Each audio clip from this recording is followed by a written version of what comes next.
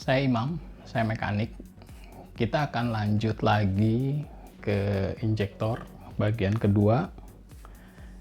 Kali ini saya akan menjelaskan bagaimana sebuah injektor ini dapat menggantikan 7 buah tugas yang dilakukan oleh lubang-lubang aliran bensin pada karburator di bahasan video yang pertama.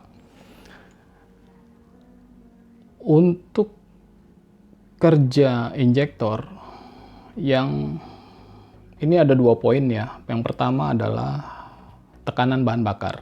Jadi bahan bakar pada sistem injeksi itu bertekanan. Ya, ada tekanan di sini dan tekanan itu akan dilepaskan ya dalam bentuk spray ya, spray bensin sesuai dengan aliran listrik yang mengalir di sini. Jadi ini ada aliran listrik yang diatur dan akan menarik magnet di sini ya. Jadi ada coil, dia akan menjadi magnet kemudian tertarik sehingga tekanan di sini bisa keluar di lubang ini. Ya. Untuk mengaturnya ini ada ini bentuknya ya. Ya, ini ECU ya. Electronic Control Unit, atau ada yang bilang juga ECM ya. Engine Control Module, Engine Control Management ya, apapun itu tapi bentuknya kira-kira seperti ini. Isinya komputer ya, ada kalkulasi dan dia akan ada beberapa sensor, banyak sensor dan informasi-informasi masuk sini untuk menentukan berapa lama ini terbuka.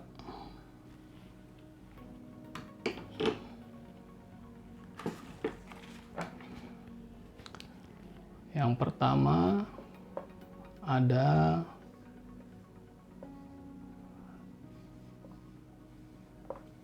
tekanan bahan bakar ya. Nah, untuk tekanan ini ada, saya coba cek di buku ini ya, buku petunjuk servis ya. Di sini ada tercatat bahwa tekanan bahan bakarnya itu 250 kilopascal ya. Ini kira-kira 35,6 PSI ya. Lain model motor atau lain model injeksi ya, mempunyai tekanan yang berbeda, namun salah satunya saya ambil contoh tekanannya sekitar di sini ya. Jadi saat hidup kemudian digas ya harus konstan segini.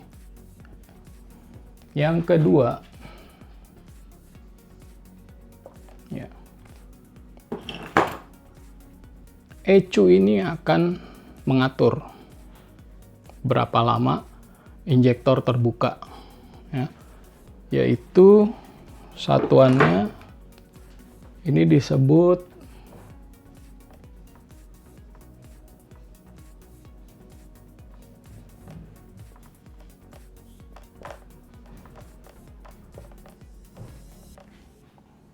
jadi dia akan seperti memberikan sinyal ya, sinyal atau pulsa. Nah, ini dihitung ya. Jadi disebut pulse width. Nah, pasangannya pulse width ini ada yang disebut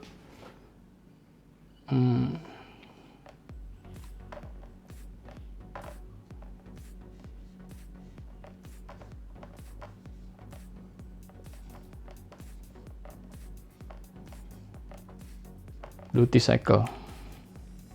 Nah, saya jelaskan apa maksudnya pulse width dan duty cycle.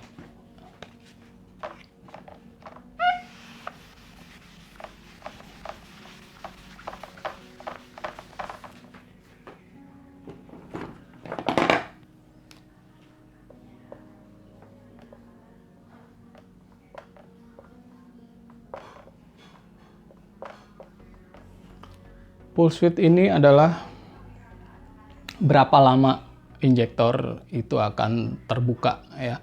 Satuannya itu sangat kecil ya. Jadi satuannya dalam mikrosecond. Tapi kalau saya mau ambil contoh, kita tahu putaran mesin itu RPM ya. RPM. Nah, saya akan ambil contoh per menit ya. Jadi kita punya waktu di sini.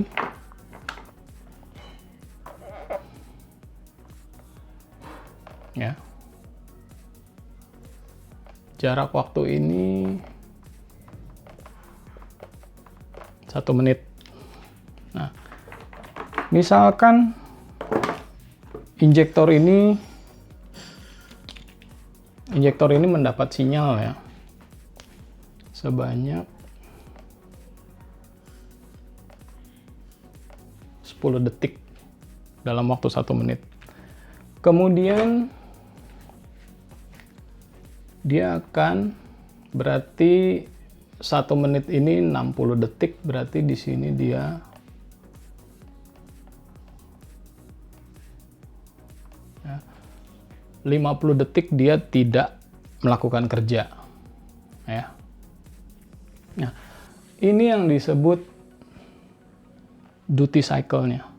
Jadi pulse width-nya ini 10 detik, duty cycle-nya kerja 10 dibagi kerja ditambah istirahat.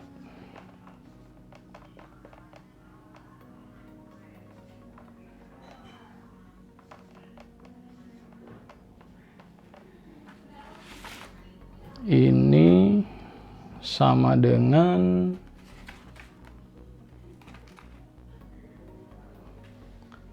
16,7%. Nah, jadi duty cycle-nya 16,7.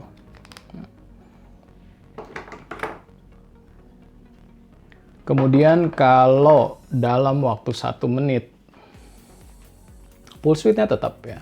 Pulse width-nya tetap 10.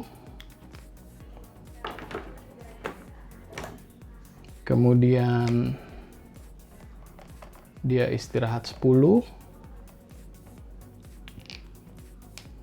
Kerja lagi 10. Istirahat 10.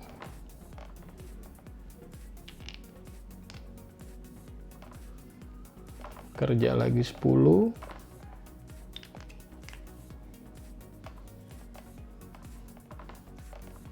Istirahat 10 ya. 1, 2, 3, 4, 5, 6 ya. 60 detik sama 1 menit. Cuma dia di sini bekerja 3 kali. Ya, 3 kali dalam 1 menit. Dan kerja 10 detik, istirahat 10 detik. Ya. Jadi hitungannya kerja 10 dibagi kerja ditambah istirahat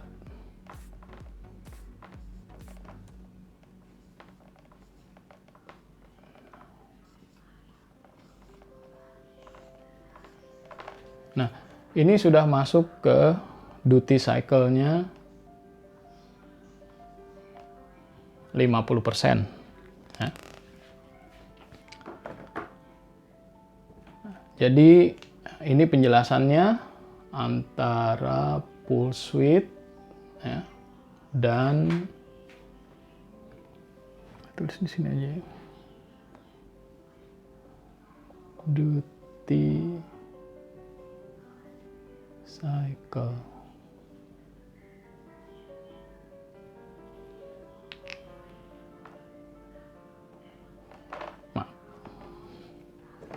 Duty cycle bukan pakai S, pakai C.